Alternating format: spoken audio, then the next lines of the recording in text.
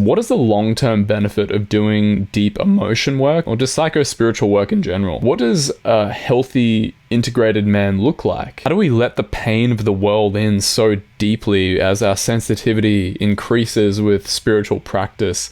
And how do we show up for children in a world where we're faced with so much emotional repression and things that sort of disconnect us from our humanity and our bodies? These are just a few of the topics that me and my really good friend Michael talk about. Initially, we were going to record a session of Michael showing how he does emotional processing, but we ended up just having an impromptu conversation, and it evolved into something so spontaneous and amazing that I couldn't not share it with you guys, because I just feel like it was so powerful to listen to, and I would have loved to have listened to it earlier on or even now. And I can't say enough about Michael as well. I reached out to Michael when I was in a really challenging place in my psycho-spiritual journey. I was just essentially going to work, going about my daily life, but I was quite dysregulated. Meditation, deep meditation was bringing up a lot of repressed emotion for me, and it was significantly affecting my capacity to engage in the world. I was just really dysregulated, and it wasn't a good time for me. And Michael, essentially, out of the kindness of his heart, took it upon himself to sit down with me for not one, not two, not three, but 6 free sessions of deep emotional work, where he just plunged with me into the thing, like depths of shame, and oh man, and he just wanted to keep going and going and going. And we talk about this in the video, so I won't talk about it too much more, but yeah, Michael has a heart of gold, and I know for a fact that his channel has such a wealth of information that if you're interested in psycho-spiritual growth, he's a must follow. He's an up-and-coming emotion work superstar that will essentially open you up in ways that you've never been exposed to. He really knows his stuff, and he's a really dear friend of mine, and you can definitely trust him. So without further ado, I'll let you enjoy the talk, and have fun. There's probably no real limit to it in that sense, I guess. Anyway, I've had marathon sessions just like on my own that went like 3-4 hours. That's when I was working with like really deep like fear repression. That it was some sticky stuff. Just took a while to really get into that, and I kept dissociating too. So like, but that was on my own, you know. Like if you have someone facilitating you, it's a lot easier.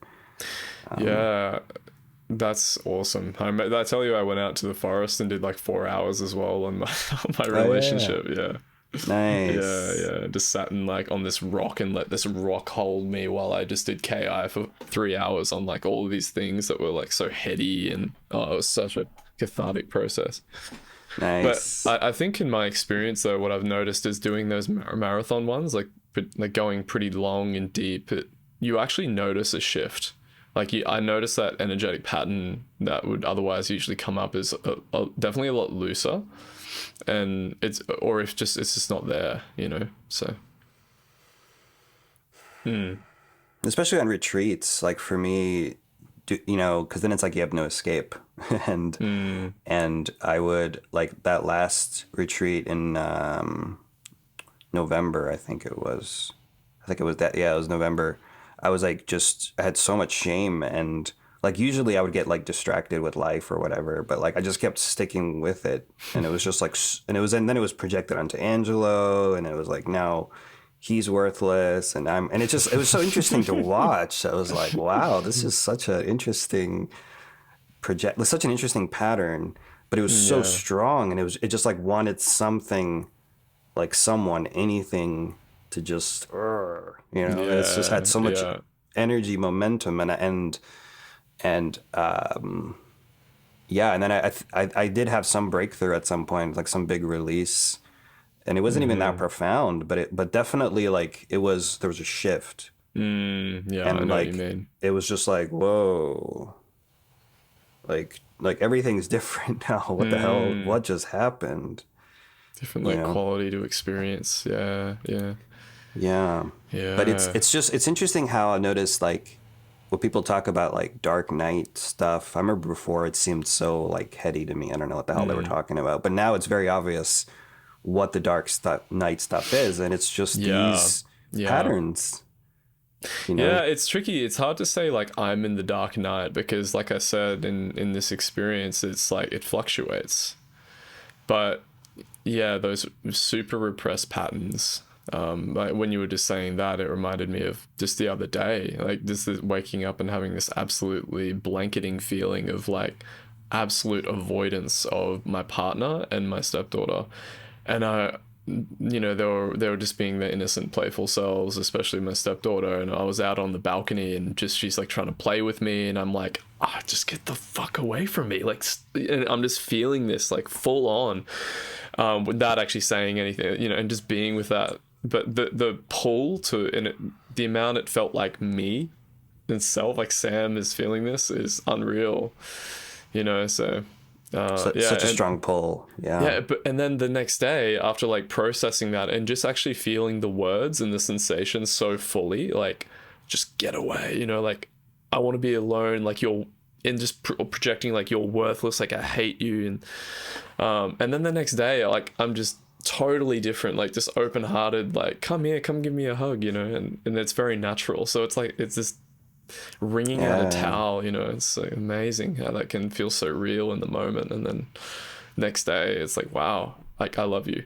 Mm, you know that's awesome. yeah, Yeah. yeah, Yeah, it's like those darkest feelings that we avoid, right? That's really what can get amplified and build up because it's like obviously you don't want to feel that way towards your family. So yeah, no you way. might want to push that away, but then it's going to build and build and build and then you might actually explode, you know. That's But right. but yeah, just giving some space to that feeling, which might be the last thing that you want to do, really. Yeah. But that's kind of what we have to do is just give some Yeah, space to that feeling. and it's nice to have my partner with me too. She's we're both doing it together, and she's had a pretty rough rap, like the past four, like, oh, actually she's okay now, but the past 4 days, like she was really dark nighting, right? Like every Mm. day she's just couldn't even hug me, or she could for a bit, and then she's like, I just don't want to be touched right now and stuff like that. So to have that camaraderie with it, and just like letting each other fully be seen with whatever's showing up, and like just literally being able to tell each other the silliest things that are happening in our conscious experience, like, oh, I just felt like I held space for you, and I have a self-congratulatory thought or something, and it's like yeah, just totally Mm. dismantling the ego, so there's so much safety within the relationship that it's amazing. Yeah. Yeah, what better way to have a relationship, right? What Yeah, better gift really to give to your partner and yourself? feels like that. So Yeah, it feels divine, really. Yeah. yeah, because we tend to look at relationships like we're so conditioned that it's like, that this partner, this person's gonna like fulfill you in so many ways, and practically speaking, that could they could support you, they can give you comfort through touch or whatever, or just financially, right? But truly, they can't truly complete you. No, They can't remove your traumas. They can't no. really do that for you. But through the interaction, though, through being honest and open, you can actually heal those parts, those wounds. Yeah, and it's Um, funny. I think I used to have this like masculine belief, even deep into spiritual work, that I can't show vulnerability, and I would actually hold back, and I would self-process a lot of things. But actually examining that belief itself, and then like questioning all the conditioning that I'd picked up from like YouTube videos of like masculine, quote unquote masculine people, really broke down those walls to be able to just yeah, yeah. talk it out, and feel it out, and like express it, and just be like, look, this is coming up, but I don't know what it is, why it's here, but yeah. Do you Mhm. mind if I just like talk a little bit about how you've helped me? I think Oh, sure. people might actually find it valuable just to like understand the context of what this work has done and what it's all about, and just from Oh, my yeah. own experience of a personal account of just like a dude going through like, you know, like spiritual practice with and not Sure. even spiritual practice, just emotional work. And then because I think it's valuable for people to know like what the like long-term potential benefits might actually look like. And That'd be awesome. yeah, Yeah. just before Good. going into the session, because well Uh-huh. and just like I just want to give you some accolades as well, because like I think appreciate that. Appreciate that. Yeah, yeah, definitely would love to hear your experience. Yeah. Yeah. yeah, cool. Yeah, well, I reached out to you through a Facebook group that was like when I was like really suffering, really going through a lot of heavy dark night stuff from really challenging emotional material. And I remember just feeling helplessness. Like I had some tools and stuff that I was using, but it was, yeah, pretty demanding on my experience. And I just felt like I was totally dysregulated. And I was still going about day to day life and working and stuff, but yeah, just all the Vipassana retreats, like 10-day retreats and stuff, were bringing up all of this stuff for me, and spiritual practice wasn't really addressing it. Like it was certainly surfacing stuff, but it was like very dysregulating for me to deal with. So long story short, I reached out to you, and there's so much I could talk about in that, but and you just agreed out of like kindness to do a free session with me. And I remember just feeling like, what the hell, like this dude's, you know, the nurse psychiatrist from a different side of the country is like willing to do free sessions with me. And yeah, and I remember just being so humbled by that. And you didn't just do one, you did like 6 sessions or something. And you're like, yeah, let's meet up again, let's meet up again, let's meet up again. And you were just teaching me these like incredibly deep, you know, practices that we're about to do. And I was just like always so humbled. And yeah, and some of them went for like 3 hours, you know, and I don't think we should expect you to do that with everyone now, because I'm sure you're pretty booked out. But you know, I was like, and you wanted to keep going. You're like, yeah, like let's go down into the depths of shame, man. Let's keep going. So I'm like, holy shit! All right. Yeah, and I can't thank you enough, because I use all those tools like constantly with like a bit of a blend, but with my own stuff and my own intuition. But the amount I've like benefited from it, and the fact that it's actually transformed these patterns of like I can just show up in life and have an authentic raw human experience. And even though I feel like shit sometimes and there's still a lot of work to do, it's like I've got my back now, because I've got the tools that you've given me. And I can take that anywhere, and it just like creates this like deep feeling of safety in life that I never had. So That's yeah, awesome. man, like yeah. And there's so much yeah, there's still a lot to explore. Yeah, so the lasting change is definitely there. You know, it's not like it feels like these core patterns are actually being looked at. And I remember Scott Killerby, he said in one of his posts, I remember seeing that this sort of work, that like the deep emotion work, is basically what a lot of people who went into spirituality wanted to do. Like they actually just wanted, they intuited that there was something really like significant about going into their own minds and doing emotion work. And and like it's all an internal game, basically. It's an inside job the whole time. So I love that. It is. Yeah, exactly. And but Kate, like the stuff that you teach and the stuff that I've been employing is basically like what I've been wanting to do. And the spiritual practice is still awesome and valuable, and I definitely like think there's they work well in tandem. For sure. But, yeah. For sure. Yeah, but it's so common though, like with spiritual practice, that you can get so stuck in like an emotional layer, and you don't even realize that's even what's happening, because a lot of teachers don't talk about that kind of stuff. They don't talk about shame. And I'm thinking now, I'm like, how can you not talk about that?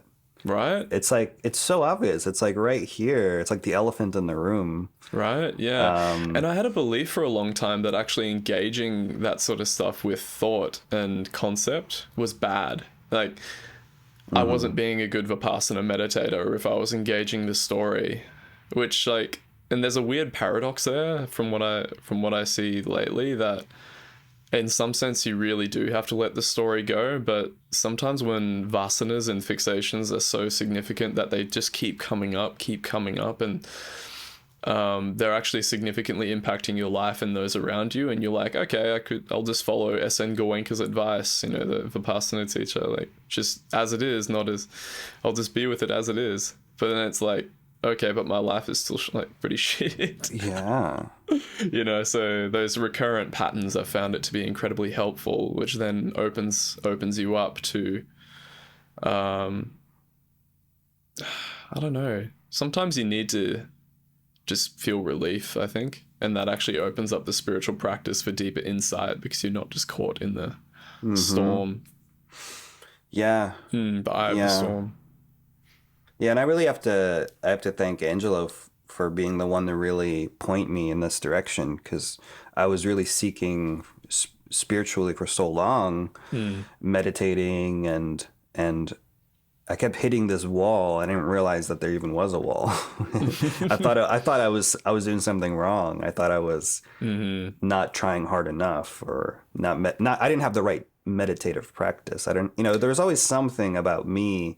But anyway, he pointed me to the emotional work and the fact that, like, yeah, there's something that's not being clearly seen. Exactly. And that changes everything. And I feel like it's really just like the relative, right? It's like the relative aspect that needs to be addressed. Like earlier, you were describing like the emotion that you were feeling with your stepdaughter, and you could be like, oh yeah, these are just sensations. I'm just feeling sensations right now. But how does that really help you in the moment, though, when you're feeling like this old trauma wound, from childhood, and like this beauty? Like, I love. I listened to a talk from Angelo yesterday. To be able to like hold that energy with more than just, I'm just going to allow it, like almost as if treating it as if it's this cross-generational demonic thing that's been passed from human to human to human, but you can be the first one to just totally like let that in and be like, all right, holy shit, I just want to jump out of my skin right now, but you can be here. Like, I love you and I'm gonna give you my full attention, I remember I was hearing that from Angelo yesterday on one of his like most recent videos, and it just brought me to tears, because I was feeling this like gut knot in my when I was meditating. I was listening to it while meditating, and I'm like, yeah, shit, like this thing has been repressed for so long. And yeah, so there's definitely like this heart quality in engaging the material that is so important. Nice. Yeah, well, I'm glad that you benefited so much, and just having these tools that kind of allow you, I guess, to go into these feelings. It's like you can have the intention, you can have like the curiosity, but you also need to kind of know what to do, and like no one ever teaches us growing up, like how the hell do you even make room for an emotion, Right, yeah. Like no one ever taught me that.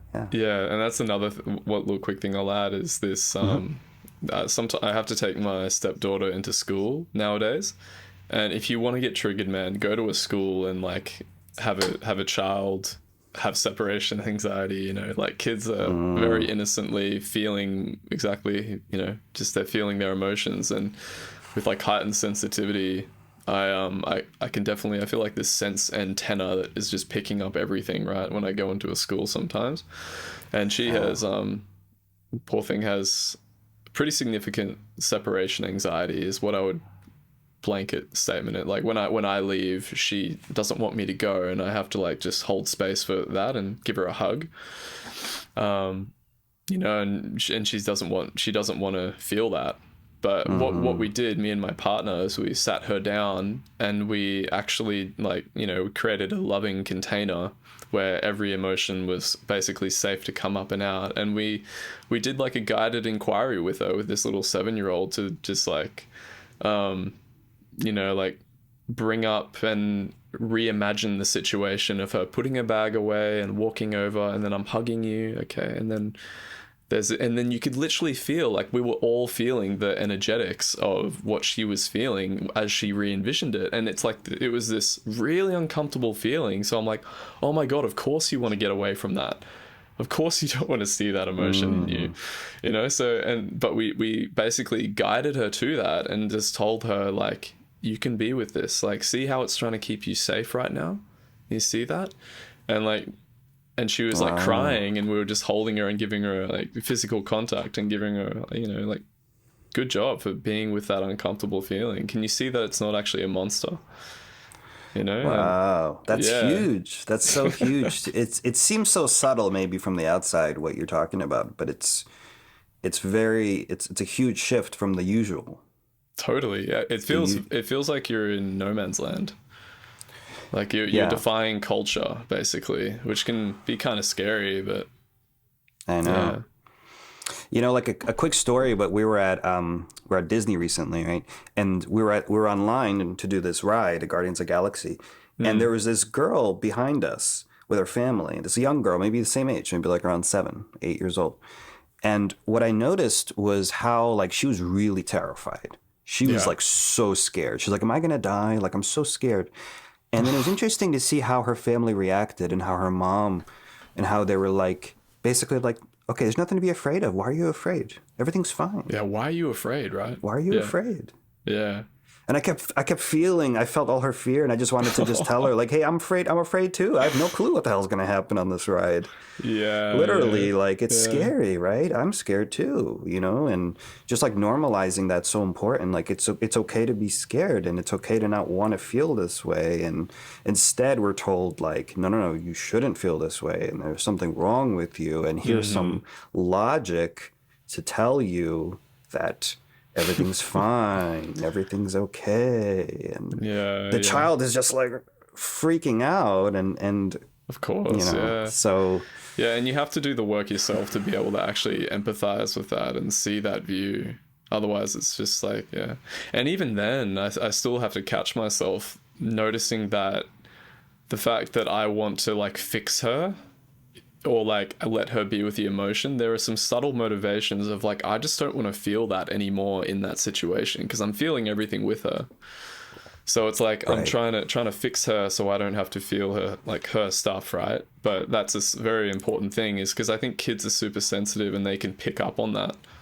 Like they pick up on the energetics of you wanting them to be different than what they actually are. So it has to come from a very authentic place and like do some emotional processing. Because then that creates shame. Exactly. Like, oh, there's something wrong with me. Yeah. Right. And I need to control it. I need to get rid of this feeling.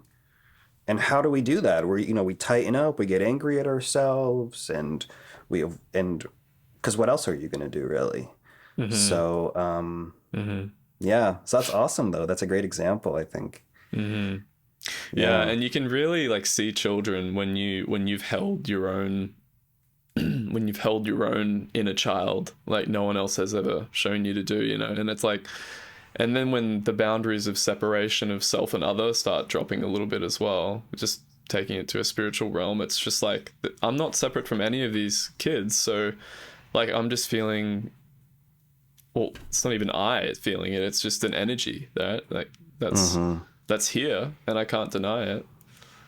So like this is, and we can definitely talk about this, but it's like we're so raised to believe the opposite, that we're all just like these automatons, like we're all just separate, and like you have your emotions and I have my emotions, and we don't affect each other at all. Right. And but it's like not how it is. It's total bullshit. It's not.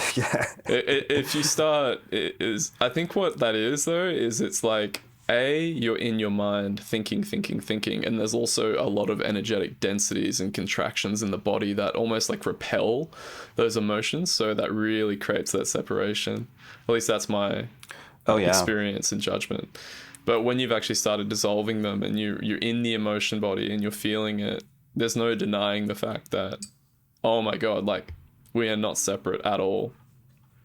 You know, I can smell an emotion from across the room.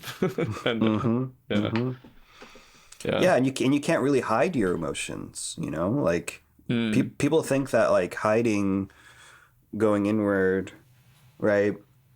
Okay, now no one's feeling my, no one can tell turtle that shell. I'm, yeah, right? Yeah. Like a turtle or like an ostrich or whatever. Like, are they the ones that put their head in the sand? An ostrich?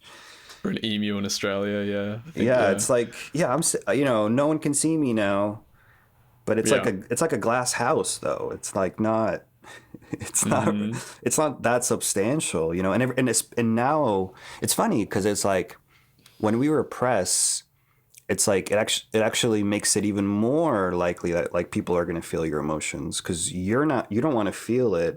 So now Mm-hmm. it's like being projected outward, and Yeah. it's like the total opposite effect. So Yeah, and there's a lot of work yeah. that's you can play the blame game as well with that.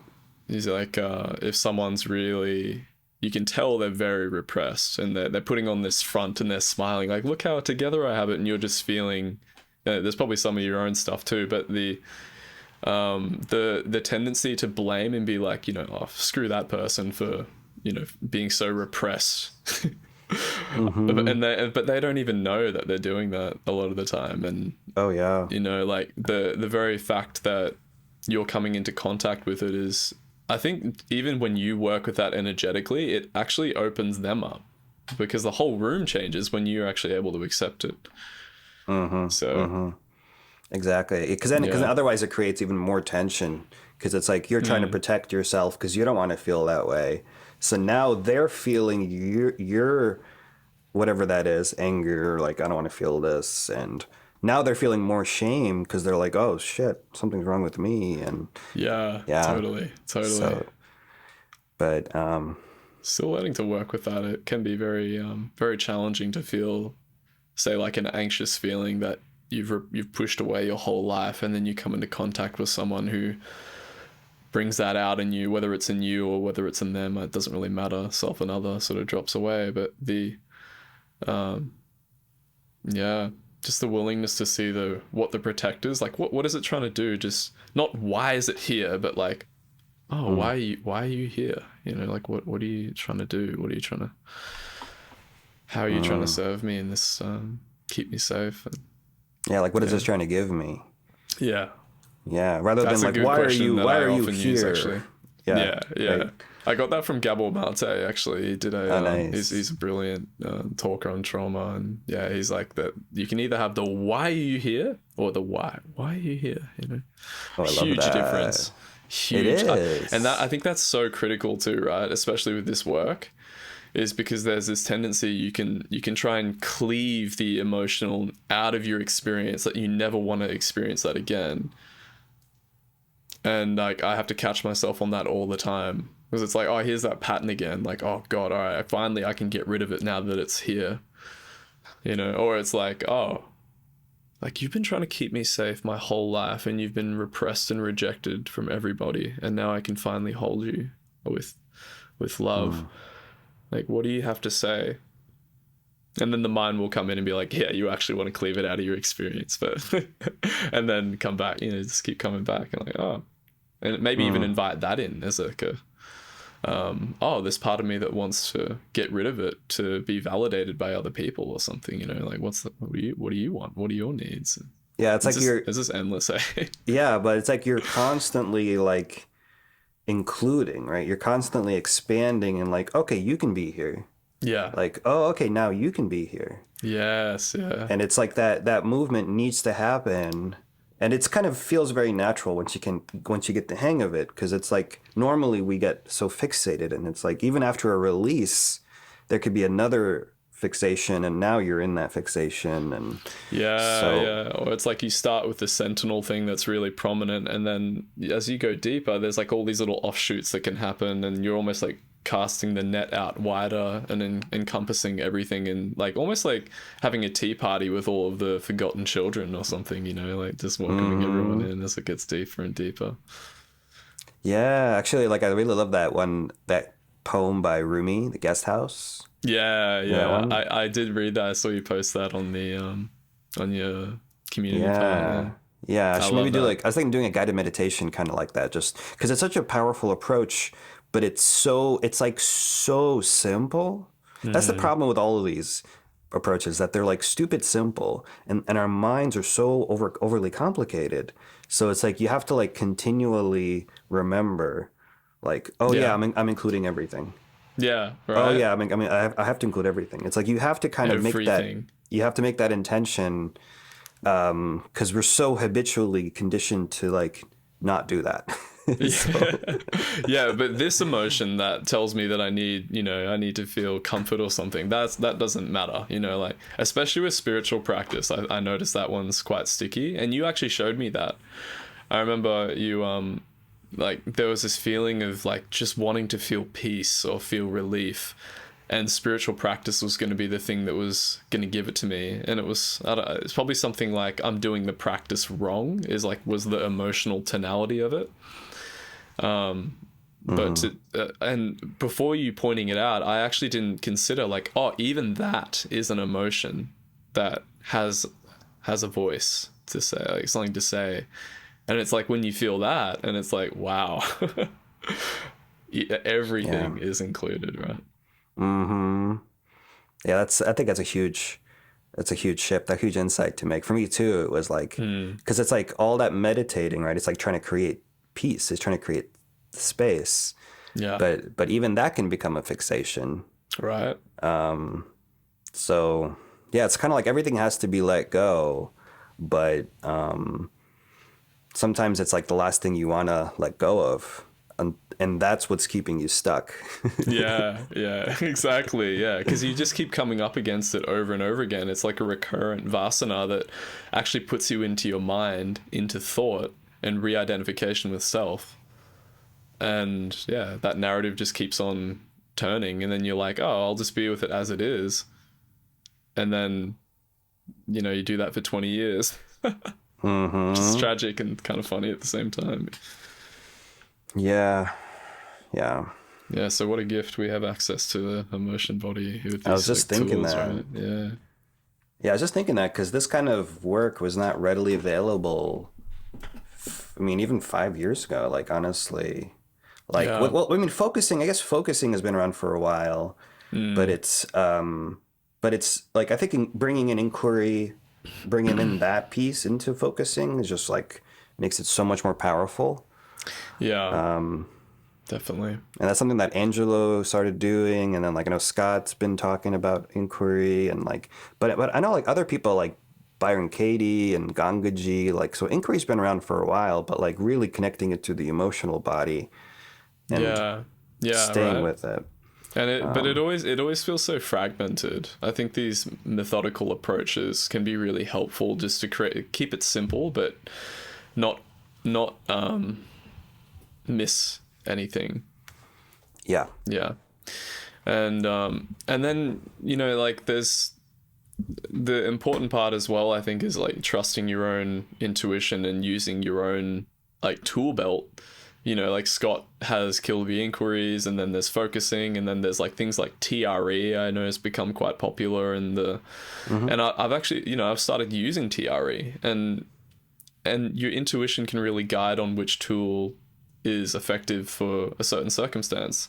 Like yesterday, I was like driving home from dropping my stepdaughter off, and she had a pretty traumatic drop off experience again, where she was like, she needed love and space. And I was walking out of the school feeling like I'd just been hit by a energetic truck or something. And I'm like, you know what? I could do like, and my intuition just pointed me to do, I just need to shake my body and just release this energy. And I did that for like 5 minutes in the car on the drive home. And then I got out of the car and I was like, I'm so light. Like, wow.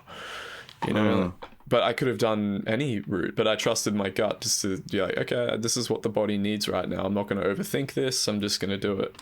And then, yeah. yeah. Maybe if you don't mind, I'm gonna put just eye drops real quick. But if you don't mind, maybe talking a little bit about that and like how you learn to trust your intuition, because I think That's been huge. this is the most important thing I think for most people. So true. Yeah. Yeah. Yeah. I think I used to look to other people and almost like, and I actually still do it. It's still a pattern that can occur in me, and I hold space for it where I can, but it's like, I don't know I don't trust myself. Other people have the answer, and I'm like this helpless human who's so broken that I couldn't possibly help myself, you know, or so, I don't know, like I can't. That's just like a guess of what that pattern sort of is trying to say, and that comes out sometimes. But Nice.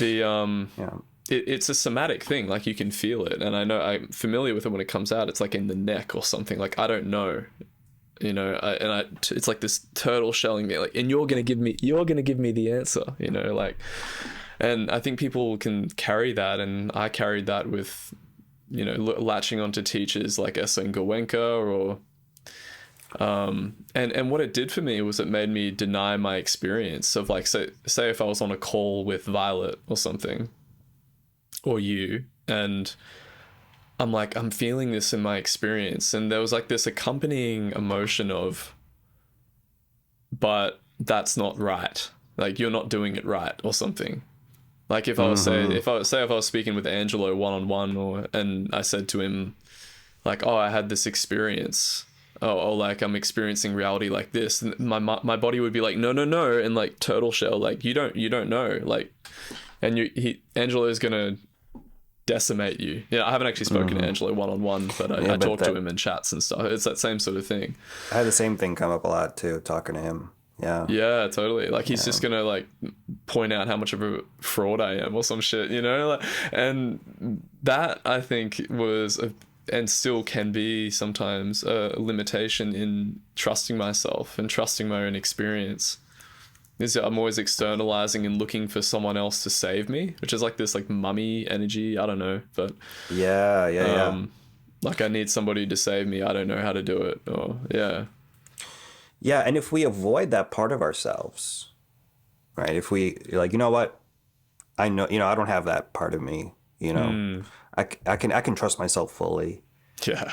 Even that can become a block too. So it's like your body doesn't believe it, right? Yeah, exactly. And you create all this armor on top of it, like, and do all the self-help and all this stuff to emanate this perceived confidence, but underneath it, the core wound of I just don't know hasn't been addressed, or like just seen for what it is and understood. And especially for men, I think this is such a tricky area because we're so conditioned to be the knowers. Like, I'm the knower, I can fix things, right? I have the answers, right? And you even read that in masculinity books, like women, and probably to a degree it's true, right? Like women are probably more attracted to someone who has his shit together and can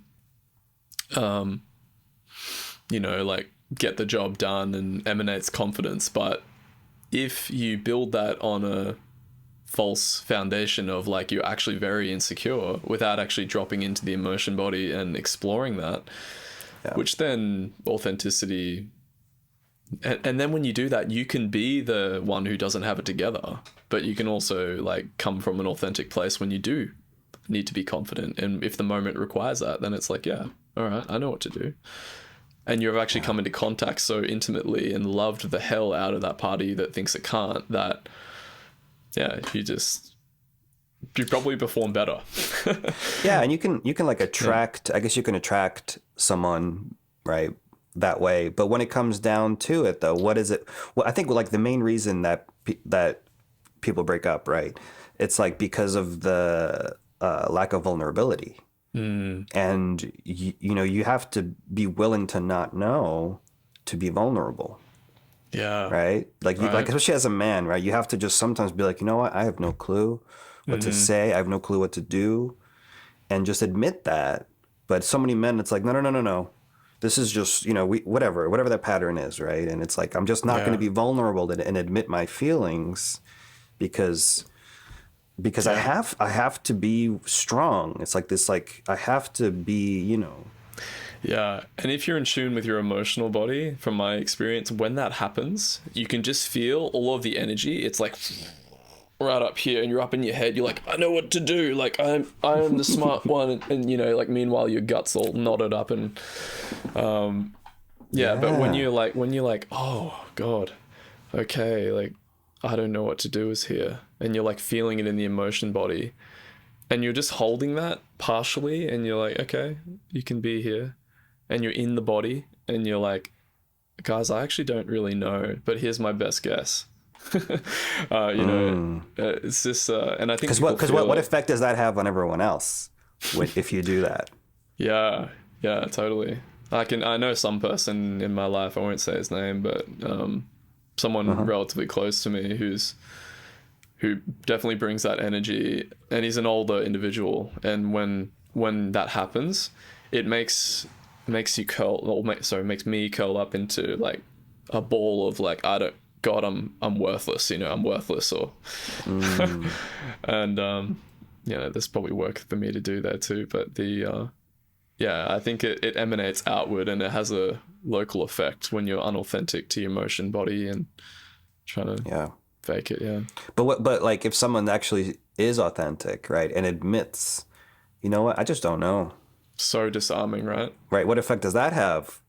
Everybody feels safe to like contribute and like achieve this collective outcome toward a better humanity or whatever.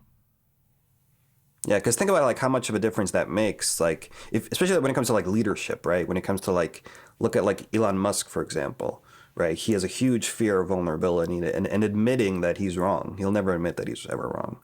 And we will give him some credit. He did come out saying he had like Asperger's or something, but yeah, totally. Oh, yeah. Like, the people who rise to the top are the most repressed often, unfortunately. Yeah, but like what effect does that have on his team? Right? Because then they're not going to be willing to, like, everyone has to like be on guard all the time, and you can't like you can't be vulnerable and say, you know what, I have an idea, but I don't know if it's going to work. That's like how the best ideas form, is like, I don't know about this, I don't know if it's going to work, but here's my idea. Right. And I remember hearing, actually, I think it was on like Lex Fridman's podcast. I briefly watched something, and he said something like Steve Jobs had a similar sort of these childlike patterns that actually get them to the top, but it was something along the lines of when someone presented with an idea, like this brilliant creative idea on the team, Steve would be like, oh yeah, that's all right, that's a pretty decent idea, but we'll probably palm it off. And then he would like come back and the next day, and having thought about it, and then he'd be like, guys, I've got this amazing new idea that I came up with, and it's this. And it's like that same idea the person gave him, but he's like iterated on it a little bit. And, and the team, everyone's like, all right, yeah, here we go again. Like here's Steve with his, fucking... But, but without actually engaging the emotion body, I just imagine a world where like everyone's doing that, and we're just connecting to our raw humanity, which can be vulnerable. And as a collective consciousness, rather than just like this isolated islands of like emotional fortresses that are totally repressed. And it's so hard to thinking about that. But that's exactly the situation that we're all born into, is that like we're all so conditioned to be this fortress that it's like a sandcastle that you have to like constantly maintain. And it's like so much work because it's falling apart. It's exhausting. It's like, oh my God. Can't handle that anymore. Right? It's so exhausting, literally. Yeah. And it takes a lot of like, if you really struggle, I think, with throughout a lot of your life. Like I know for me in high school, and pretty much from like when I was 15 to 23, or even younger maybe, I just felt like this so alien and just so like anxious and so repressed, and it's taken an ongoing effort, and I don't think maybe it will never end, and I actually don't care if it doesn't end or not, but because I just feel the alive raw human experience of like things that come out. But so that right there, do you mind talking a little bit about the contrast? Like, do you remember what it was like before, when you were like really repressed before, what it was like? Oh my God, yeah. I don't have these vivid memories like I used to when, I know I've heard some people talk about like in childhood, they had this absolute innocence and stuff. And I definitely think I did have that. But yeah, when I reached being a teenager at school, I changed. I was like the popular kid in school. Like when I was in grade 6, like I was athletic and everyone liked me. Actually, I can actually recall the belief that was instilled in me having done some work. I remember being in like grade 5, right? And this girl said something to me just kind of silly. Like she's like, "You're weird," you know how kids say like, "You're weird.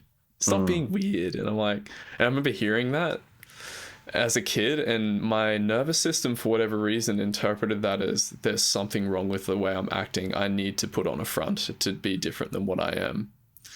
And I literally remember from that point on that I was being someone else's image. I was like trying to appeal to other people. So all through from like grade 7 onward, I remember just being like in grade 7, I went to a new school and just like feeling like wanting to jump out of my skin and having no context for it or anything, and like crying. I remember like being taken to the teacher, and because my mum was concerned for my mental health.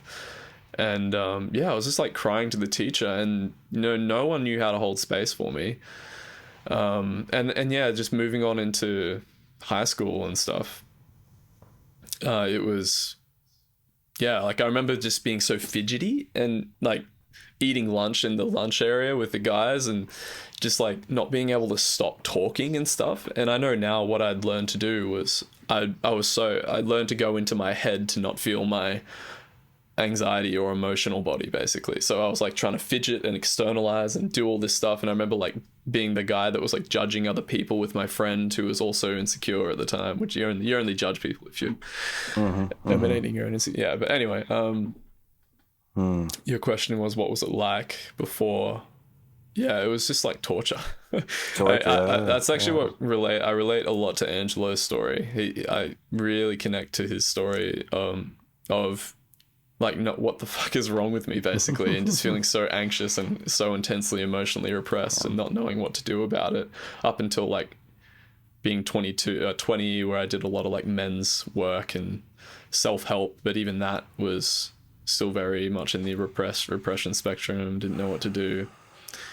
But until the work with like this sort of stuff, this emotion work that we do was really introduced, and I was like dropping into the core programs at the level of the body. That's where things started to shift more, and where I can now be more loving. Yeah. And that's something that no one growing up ever taught you is okay to do, right? No.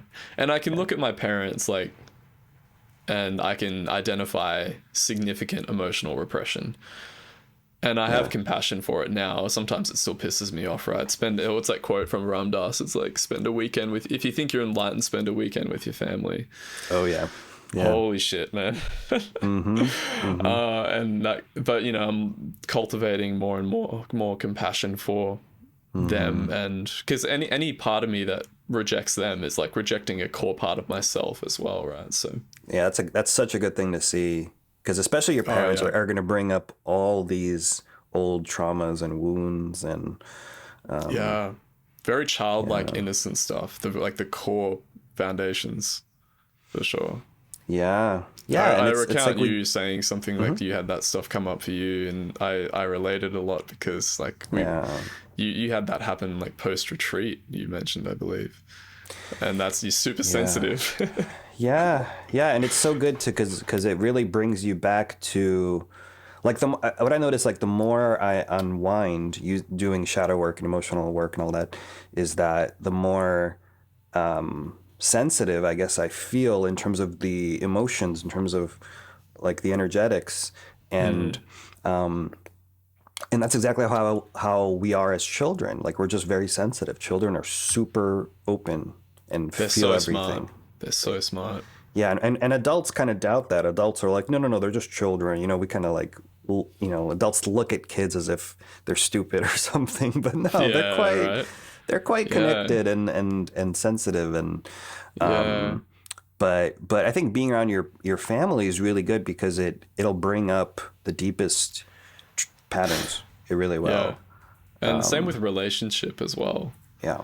You know, like on a somewhat selfish tone, even being in a relationship with a stepdaughter, and being an outsider and having her like reject me and feel unsafe, probably because I'm, you know, she's feeling what I'm feeling, not trusting, not feeling safe, and all sorts of things. But yeah, just in relationship, having that surface so much stuff.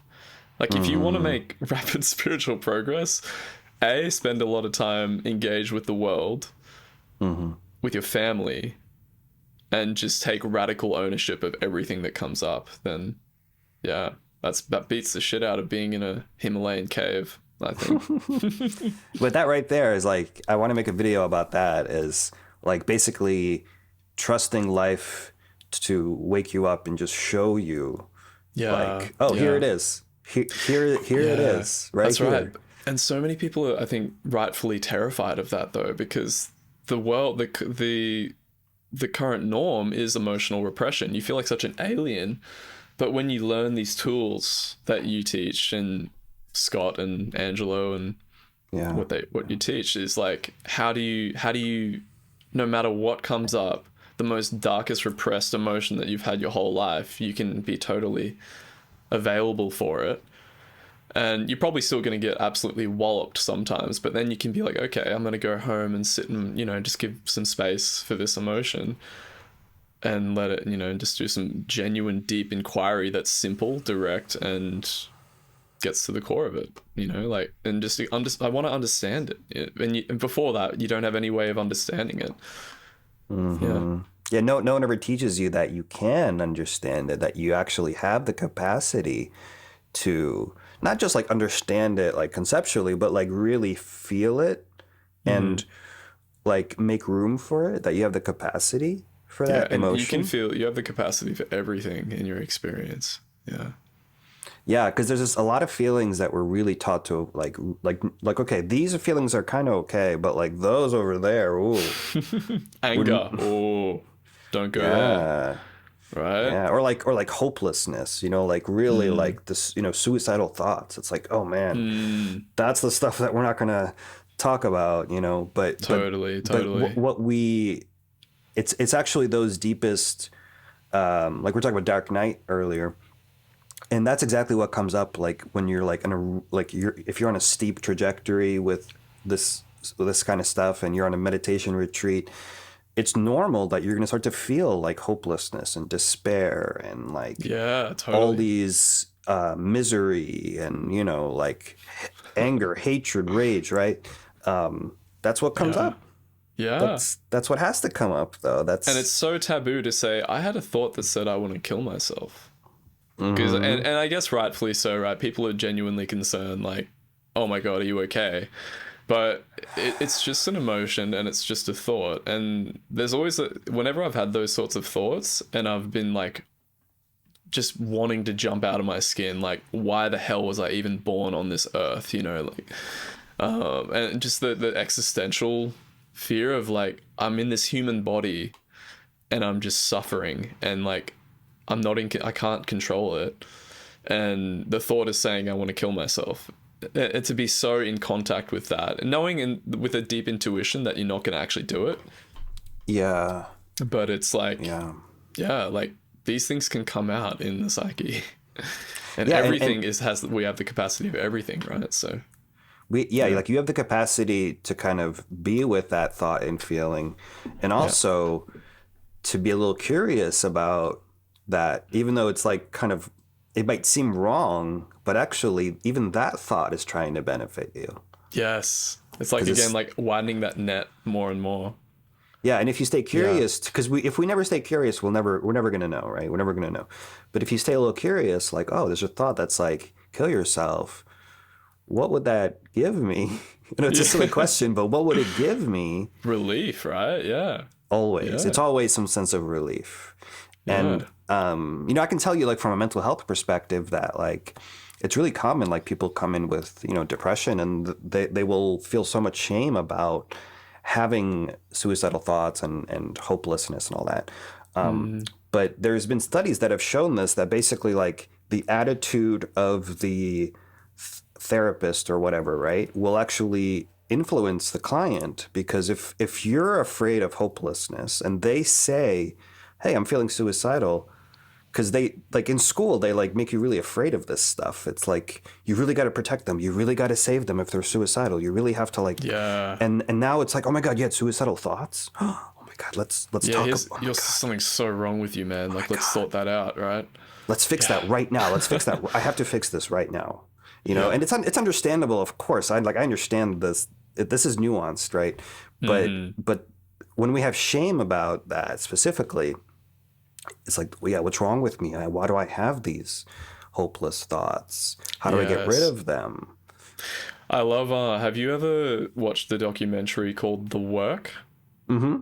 Yeah. Yeah. That gentleman who was he emanates a presence that you can't deny. He does the process for what's that first guy who really cracks his heart open? There's a lot of armor up, and then he ends up, it helps him process this thing, and he's looking right into his eyes, and he's like, it's right there, man. He's like, there's no hiding from it.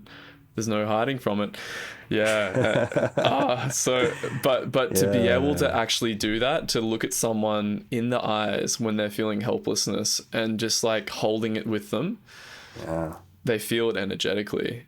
And if that isn't there and you haven't, I remember he did a TED talk actually, which I would highly recommend people check out. And I don't know if you've seen it as well, but oh no, maybe it was an interview with Angelo, but no, you're talking about, he did an interview with Angelo. I think you're talking about him. It's like something Jackson the Third, or I can't remember his name. Eldra Jackson. Yeah, you have a good memory. Yeah. But this guy basically said that. Are you just getting his name? I just want to get his name real quick. Yeah, because I think people would actually want to see that TED talk, and definitely watch the documentary The Work if you haven't seen it. I love that one, because that every time I watch it, it moves me to tears, because it's these prison guys who have been basically beaten and abused, and they're going to the depths of their psyche to get to the core wounds. So it's like, if you think that masculinity is like not showing any vulnerability, okay, well, look at these dudes who are in like Crips gangs in Brooklyn and I don't know, the most who are like what you would identify as these warriors, and here they are like going into mummy and daddy wounds of like, I just wanted love, man. I just didn't.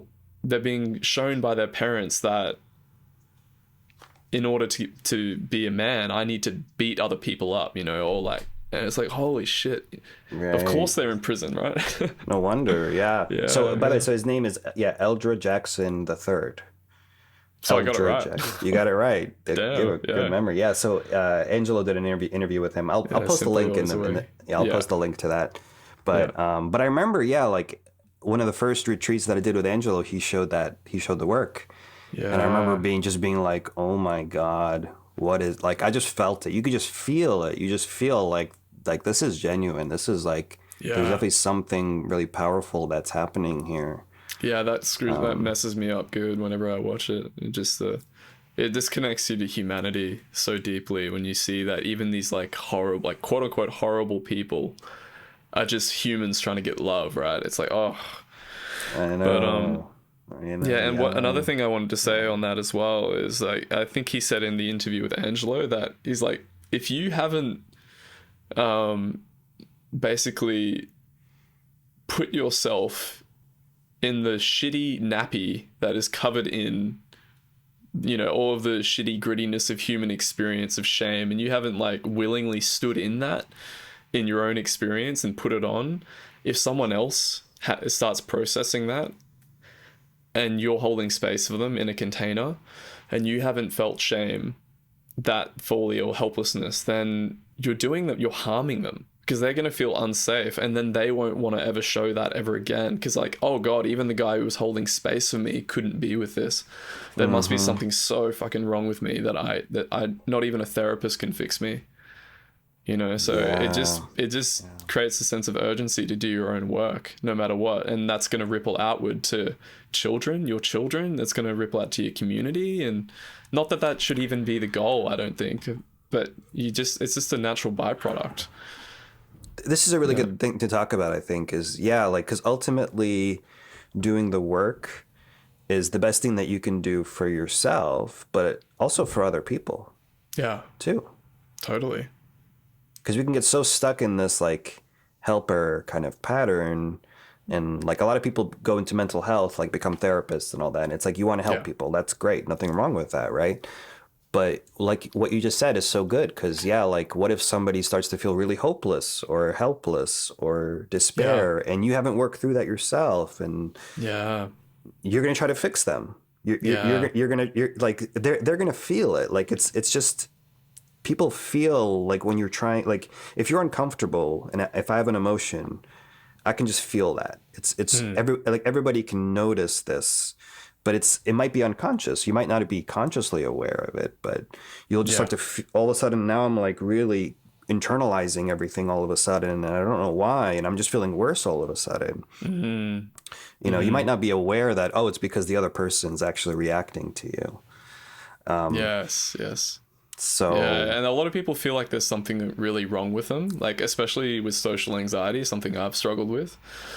I used to always think it was something wrong with me, and thank God for hearing Angelo talk about it, because when we talk about the collective consciousness of like, if you're with a group of people, you're just feeling what they're feeling. Like what I know now is I'm just very sensitive. I'm just a very sensitive dude. and there's nothing wrong with that. Nothing wrong with it. Nothing. I didn't. It's not like I sat down before and I was born and, you know, like, hey God, I want to be super sensitive and I want to have, you know, all these other character traits. It's just like, it's just what we're given, you know. So work with what we got, what we're dealt. Yeah, I think Gabor Mate talks about this, just how like sensitivity is it's a real trait. Yeah, you know, totally. It's neutral. It's not good or bad, but it's just a trait that we never nourish in our culture. Yeah, I'm just reading his book right now called The Myth of Normal. And he talks like the societal norm is basically to have it together. And I love when he talks about he talks about so much good stuff. But just the norm of emotional repression and having it together, and you know, like hearing him talk about, I was a big fan of Jordan Peterson, I still am, but even like having him illuminate how people like that and a lot of these like figures are sometimes agents of repression. And like I've even drawn Jordan Peterson, look at right there. Oh wow. Nice, a cool drawing. Couple guys there. Nice. And I think especially like a lot of men are still, you know, it takes a lot of work to get out of that kind of like that silo that we get into, that distorted masculine kind of, you know, it's like connecting with your femininity it's starting to be more okay, right? But it's still taboo. Yeah. It's still very there's taboo. definitely still a balance too. Like right now, for instance, I feel like I'm skewing more toward the feminine. But I have like, I need to do that so I can embody my masculine, basically. Yeah. Yeah. And what's amazing is like what we were talking about with embodiment of those like repressed energies, really feeling like, say, this impulse, I've got to have it all together, but you're up here in your head. But when you feel that, it's like it engages that part of you that comes from love. That's like, now I can actually serve, you know? Yeah. But that's right. There's so many beliefs, and like you can watch YouTube videos around like masculinity and stuff, but it's more beliefs in my experience. I mean, that's what it is. That's what it all comes down to, right? It's all about beliefs and just letting go of beliefs. You have to trust your own instinct to really know what that means too. It's another part of it. I remember when I was young and I was like trying to like, when I was really young and I was like, I just felt so awkward. And I was like, well, let me study, like, how do you talk to people? And so I was like reading about like pickup artists and like Charisma on Command and all that shit on YouTube. And it's like, it's like, okay, here's how you have to be. And it's like you're learning how to be, how to act. You're learning the fact that there's something wrong with you. Yeah. And you're learning how to put on this like amazing, there's like mime masks. Yeah. But meanwhile, underneath, you're like screaming inside, right? You're like, oh, if I smile and stand up straight with my shoulders back, then they'll love me. And it's of course like, so you probably need some of that to a degree to be like, develop a healthy ego or whatever. But I don't know, man. I think the money's at just going right to the wound, right to the core, and releasing the need to even be different than what you are. Mm-hmm. Yeah, and this like, yeah, God, it makes living so rich when you can just experience the full spectrum of emotions. And yeah, because it may seem like, for like, say like there's a situation and there's a person, right? It may seem like, okay, I have to act a certain way, I have to say the right thing. So there's all this pressure on how to respond, how to act, right?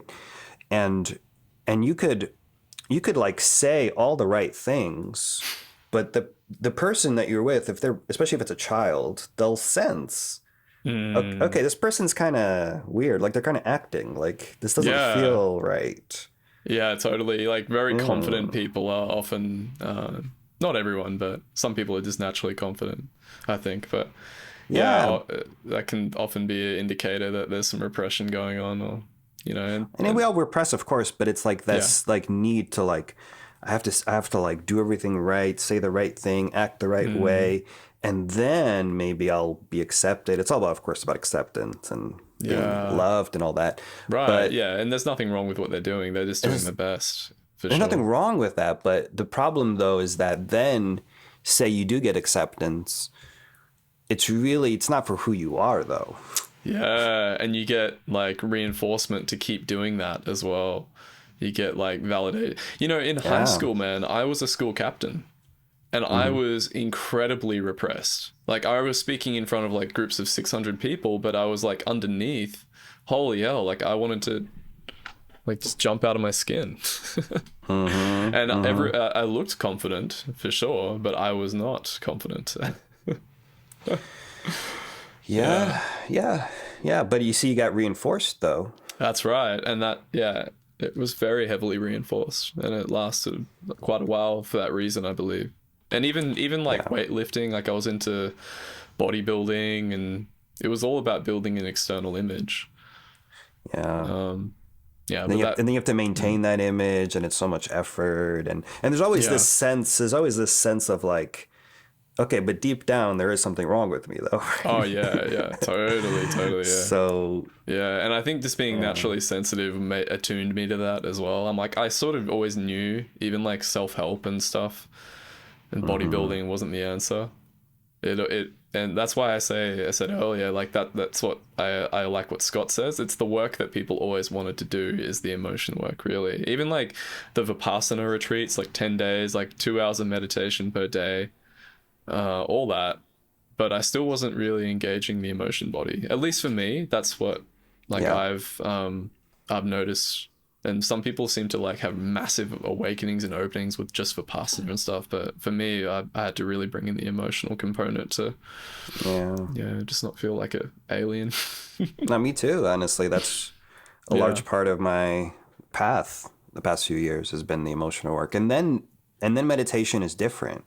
Like then I can meditate, and it's actually feels so much more natural just to be here and just be, there's like this natural kind of non-dual thing happening, but I don't even need to talk about it. Right. Like, it's like you can be like, I am my hands right now, but it's just like, but it wasn't accessible when you're so caught up in vasanas and fixations and and there's so much and then there's so much fixation on this experience of awakening or non-duality or whatever, and it's like, my experience isn't like that. How do I make that happen? And that for me created even more shame, because it's like, well, this meditation stuff isn't working, and what am I doing wrong? Like, I just have to de-identify from thoughts just a little bit harder, right?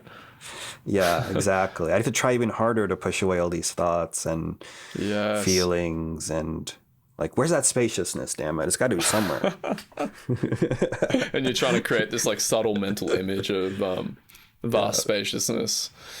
Yeah, or like somehow your vision's gonna change in the right way. So I don't know what the hell. know, like, right? the mind does some weird little things, but That's how it is, though. It's like it's total mental projection based off of what we learn, all the teachings, all the ideas that we have, and that was my life for I don't even know how long, honestly.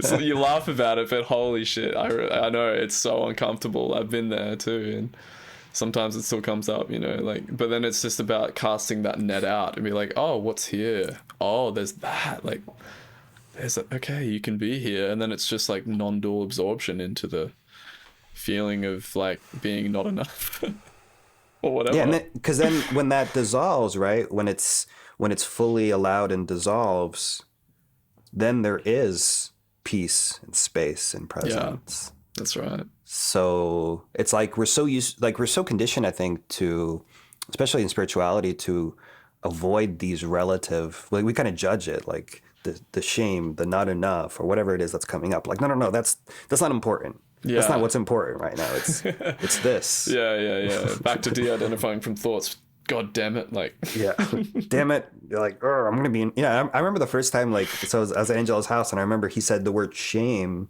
This was like years ago, 2019, I think. He said the word shame, and I remember like I had a visceral reaction, and I was like, why the hell is he talking about shame? Like, I'm here to meditate, damn it! I'm not here to talk about this. Like, there's this duality, like they're two separate things, like emotion and meditation.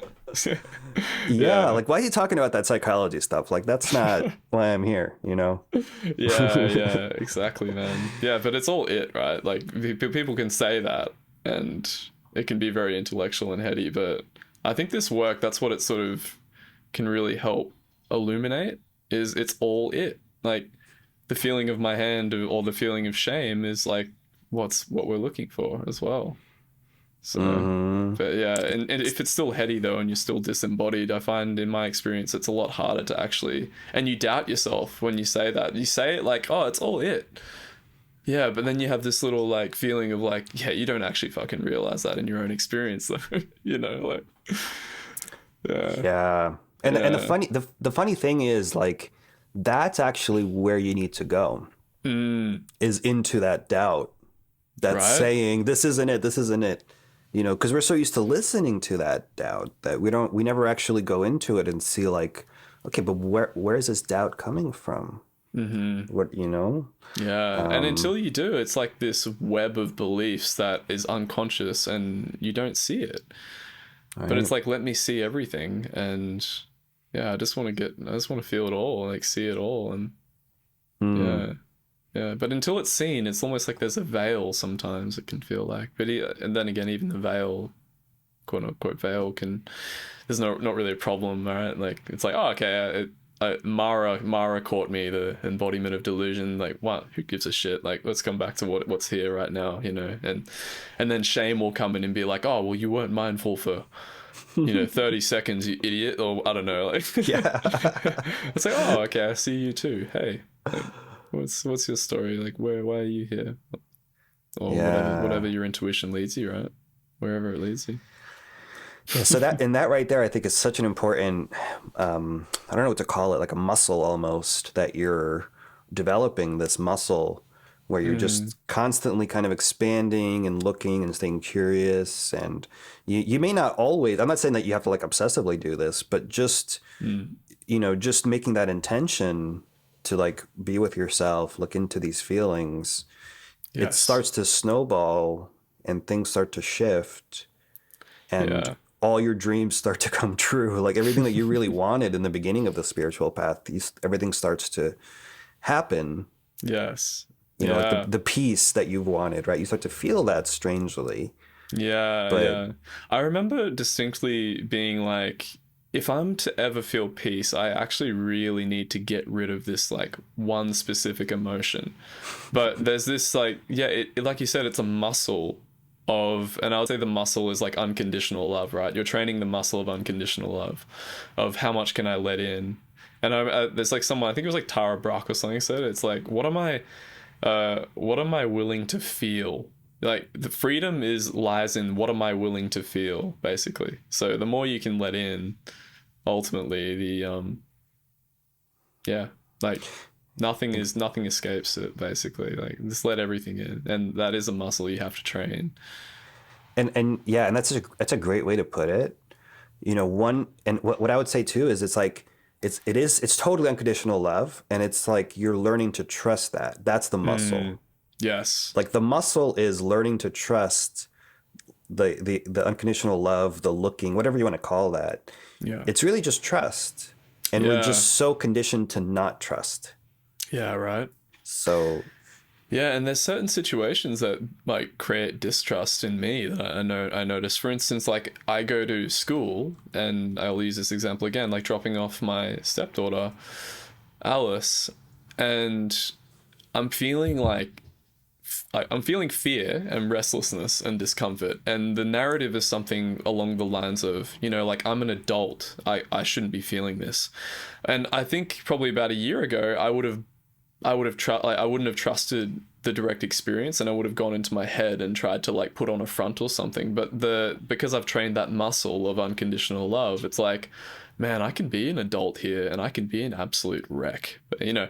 And if the situation needs it, maybe I can put on a bit of a front, and even that's let in, right? So it's like, yeah, like there's certain situations that my mind in the past has been like, okay, I can't actually show that. Like there's no way I'm showing that emotion, like especially in social situations, like in the workplace and stuff. Like I can't show that I'm pissed off at this person, you know, or whatever. But yeah, I think as that keeps expanding and casting out the net further and further and letting more and more in, it's like I really can be anything anywhere, and there's nothing wrong with that, right? Like no matter what it is, it's all okay. Yeah, and that's the freedom that we all want. That's it, man. That's what we all want. So it's just not going to happen through creating something artificial, right? No, like accruing more beliefs through watching YouTube videos or something, or at least for me, yeah. Or like pushing away a part of your experience. Like, no, that's not it. It's this. Yeah. Right. You're never going to get freedom that way. Especially when it's very alluring when that narrative is like a spiritual one. Like, yeah, that's very subtle, but it can be hard to see. So. Yeah, that's exactly what I was referring to. Is like with the spiritual path, we have these ideas of how it looks, especially if you come from like a religious background. You know, they may not talk about these things like rage, for example. But I've noticed, like for me, like I really had to, like working with anger was probably the most important thing I've ever done, to be honest with you. Yeah, It's such a powerful force, and it's really just life, you know, and it's all connected with truth and love and peace. So it's not separate from all of that, but we look at it like, no, this is anger, and this is an emotion. It's not a good thing to have. It's the devil, man. Yeah. It's the devil. If you have anger, you're going to hell. Hell in a handbasket, man. Come on now. I love that. Yeah, I love the accent. Yeah, but did you get some of that upbringing? Did you get some of that growing up about From anger? my dad? Yeah. Oh, you mean anger? But just in general, like for you in Australia, I'm curious. Anger repression has been a big one for me too, that I'm still working through. Absolutely. Yeah. I was taught by my parents separated when I was 8, and my mother always told me that, you know, like don't be like your dad. Don't be angry like your dad, right? So you can see how to get love, I repressed anger, and I became the people pleaser, nice guy. Yeah. Getting credit for it, and which is a great kind of illustration of like how there's going to be this friction, because like anger is a natural response, but then you repress it, and then this gets reinforced. You get love for it, you get validation for it. And right. And see, now this peace or love that I'm receiving depends on me pushing away this part of me. Yeah, and God, if I show anger, I'm gonna God, I don't know what the hell's going to happen to me. Your energetic system, it seems like, oh yeah, I could. And I remember watching like self-help and stuff, and like people say, like, I remember Jordan Peterson, for instance, and nothing really wrong with Jordan. I mean, like, you obviously could critique him, but he's like, one of his things that he says is, you should be a monster and then you should learn how to control it. And I remember I took that. I'm like, yeah, all right, I'm going to go out in public and now I can be angry, right? Like, I'm going to be, but the body still feels so unsafe to do it. It's like, all right, if someone tries to, you know, cross a boundary, I'm just going to tell them like how mad I am. But then when you're actually in the situation, you're met with this like paralyzing fear, and all of the old childlike patterns come online because you don't feel safe, right? So how do you work with those ones when they actually come up so you can get to the root? And like, okay, like, what is that? And you don't have to do it in the moment, but after the fact, and just like re-intone that and like reimagine that happening and being like, oh wow, God, I'm actually terrified of that person, because if I show anger there, like, I won't be loved.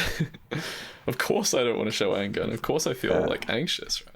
So, yeah. And what happened when you do that, right? What happens then to all the anger that you're feeling? Yeah, right. Or sometimes I need to squeeze a pillow or like let it out and just punch a bed or something, and it can come up and out. And I'll tell you what does happen sometimes is like you feel the anger and you might emote it, and then shame comes on and it's like, you shouldn't, stop, don't do it. And meeting shame when that happens, I think, is a massive thing that can help you actually like express those energies safely.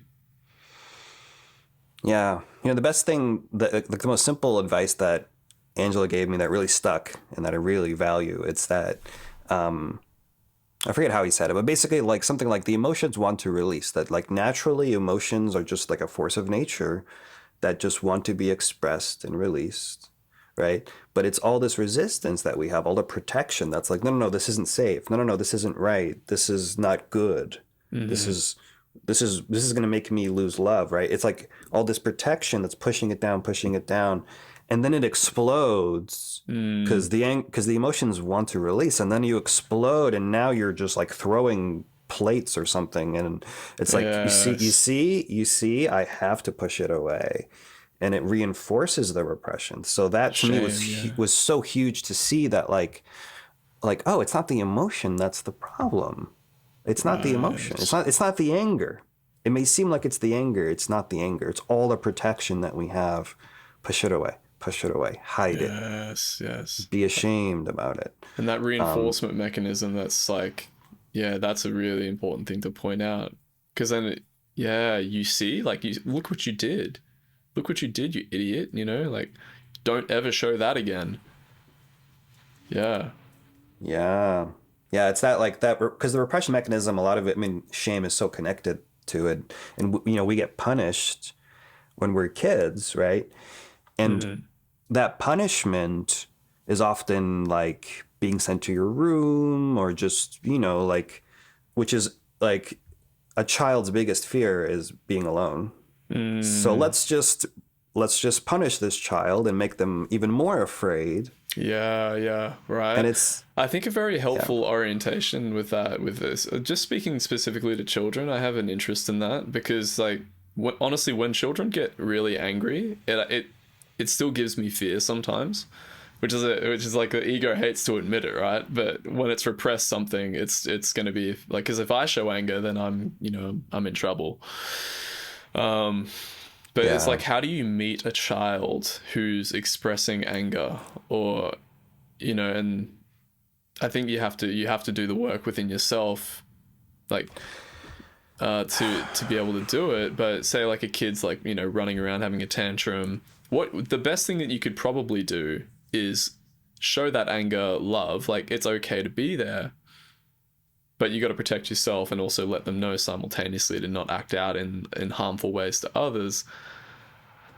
So I don't know how you think about that, but working with yourself is obviously the start. But because that kind of scenario is, especially like with a child, I mean, it's totally going to bring up like that deep-seated fear about expressing anger. But like if someone's angry, right, it's like fire, right? Like you have to meet fire with fire. Yes. Right. And so like anger is totally appropriate. Like if someone's angry at you, you have to have access to your own anger. But Yeah. if that's not safe, Yeah. yeah. Yeah. Yeah, and but it doesn't have to be like a yelling match. You know, anger is it's very simple. It's like I need to change something, right? Like I have to do something, change something. Maybe that's you know, expressing through words, or it could be doing something, but the intention is to like change the environment so that you'll feel more at peace, probably. Yeah. That's really what anger wants, is like peace and safety. Yeah, like you crossed the boundary. Now, you know, I'm here to help to make sure that I respect myself in a way, or like, to have that peace. Yeah, and it's like you want to maybe share that peace, but it's like you also don't want to make things worse either. So I think it's helpful to explore like what is that fear about? Like what if I am angry? What could happen? Yeah. Because like the truth is, yeah, like you know, anger could come out and they could get offended, or they could be hurt. Yeah. And they could be even more afraid if that's what they're feeling, right? They could be even more afraid. Yeah. So, so just kind of naming that, like, yeah, maybe I just don't want to make them feel worse. I just don't want to make them feel more afraid. And that's really, Yeah, and like you can, and I think you can almost envision this scenario in your head of like imagining them being totally distraught if you meet their anger with anger, and then they just get totally walloped by it, or you know, yeah, and imagining how that, like, is there any fear that comes up with it, or, and then understanding why, like what exactly that's trying to protect you from. Like, oh, maybe if I do that, I'll be seen as a monster and I won't be validated. And other adults, if they see me do that or something, then I'll be a bad dad or a bad husband or whatever, or a bad mum, you know, whatever it is. But yeah, it's so dynamic, right? Like that's why you have to trust yourself, I think. But and then also the consequence is like, if you are a bad person or a bad dad, right? The consequence is like you're going to lose acceptance and love. right? You're going to lose something. Yeah, keep going, take it to the root, sort of thing. Yeah, so that could be really helpful, because that's probably what that fear is about. But you know, in reality though, like anger is kind of needed. Like kids need boundaries, right? And like sometimes just expressing that to them can be really helpful. Like, hey, you're making a lot of noise right now. I've noticed you're making a lot of noise. Like, are you okay? Do you like that's anger. That could be anger. Yeah, you know, right. But it doesn't have to be, oi, stop that shit right now, you know. Yeah, exactly. That's how repressed anger comes out. Yes. But like naturally could just be like, oh man, this is like really loud. Can we just talk about why are you running around like right now? What's going on? Yeah, and there's a weird thing, feeling? is like there's a weird paradox there, I find, is when we bring in spiritual practice, because in one sense you can intellectualize it and be like, oh, it's just sound. That's just sound occurring as it is, and I'm non-dual merging with it. But I think when you start thinking in those terms, maybe what's coming up for me right now is it can be a bit heady, or it doesn't respect the natural flow of nature within you, right? You're still trying to avoid feeling like some sort of consequence or something, maybe. Of if you express anger, then if I non-dualify it or whatever, then I won't have to meet that consequence of maybe losing love if I show anger or something like that. Yeah, and then there could be a consequence then, because so that's bypassing, right? Like spiritual bypassing. Then there's a consequence on the child, because then they don't have that boundary set for them. Yes. And And so then they it bring that out into the public and they cause harm to others. it could, Yeah. yeah, for Could sure. do. Like, I mean, I noticed this like with younger parents. It's like there's like this fear of expressing anger. Like, I don't want to control them. I don't want to express anger. And then you see the kids just running around like going crazy because they need boundaries. Kids need boundaries. Hello, right? Yeah. Kids are boundless, and so they need someone to tell them like, hey, you really, you can't really do that. You can't be like spitting at whatever it is, like you have to tell kids like, hey, that's not appropriate, like look at the effect that has on other people, like kids kind of Yeah. need sometimes like not too heavy handed, but I think just being honest, right? And like honesty, I think anger connects with honesty. Yes. Yeah. And you're disconnected from your own truth when you can't express anger so like really fully to a large extent. Yeah, because if I show my truth, then oh my god, I'm gonna get like there's gonna be conflict and I won't be able to handle it. But then when you've got your sword and you're able to keep it sheathed, but it's there if you need it, right? But if you don't even have a sword, then you're screwed basically, right? Exactly. Yeah, this is why like in that helplessness video I talk about how like we need access to anger because without that we're even more helpless actually. Yeah. Yeah. That's the truth of it. Totally. So wow, man, this has been an awesome talk. This has been Yeah, right. kind of been all over. Like we're really like just all the important fundamentals I feel like we're talking about. Crash course, yeah, yeah.